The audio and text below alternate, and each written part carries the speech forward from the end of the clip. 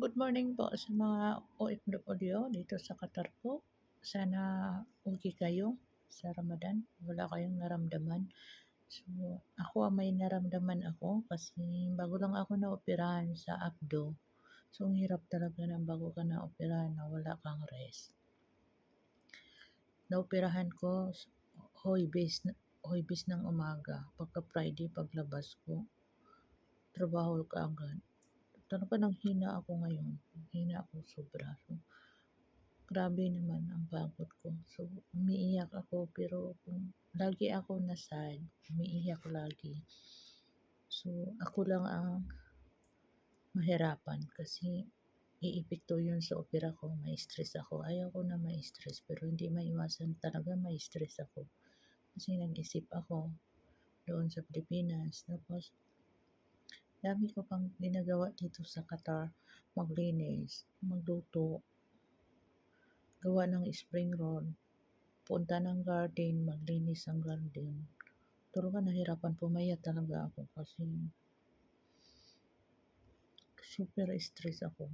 Hindi ko na alam kung anong gagawin ko dito. Gusto ko naman na magbakasyon kasi sobrang pagod ko. Nanghina talaga. Hirap talaga na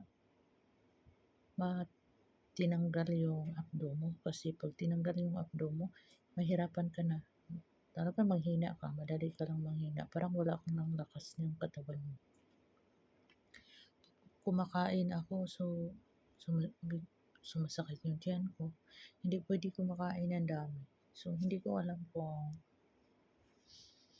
ano ang gagawin ko. So, sana naman Lord na tulungan mo ako na makuha ko yung goal ko.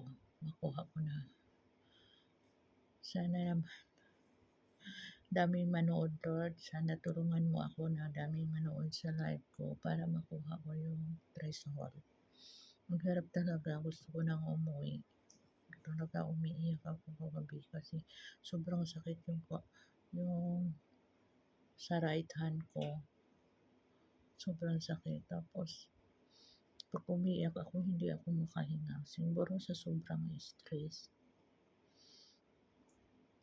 So, kahit nakaharap ako sa live, idaan ko na lang sa tumatawa ako. Pero sa loobin ko yung sa puso ko, sobrang bigat.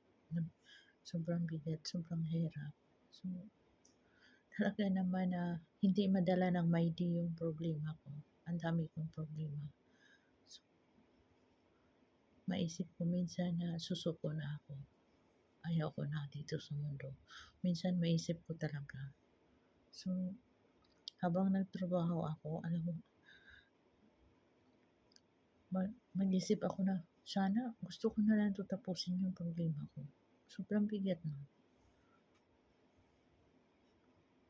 Hirap talaga na wala kang mama, wala kang masandalan, wala kang masabihan.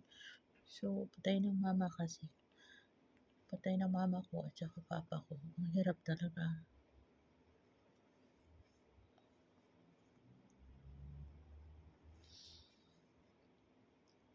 Sana naman Lord na bigyan mo lakas ang buhay ko. So, sana gabayan mo ako sa araw-araw ng ginagawa ko. At saka, last na opera ko na to, ayaw ko na maulit pa Lord. Sana naman. Gusto ko na healthy yung buhay ko. Ayaw ko na may naramdaman. Hirap mo trabaho na may maramdaman. Salamat po sa inyong lahat. I miss you. I miss you all, my family and friends. Good morning, Qatar.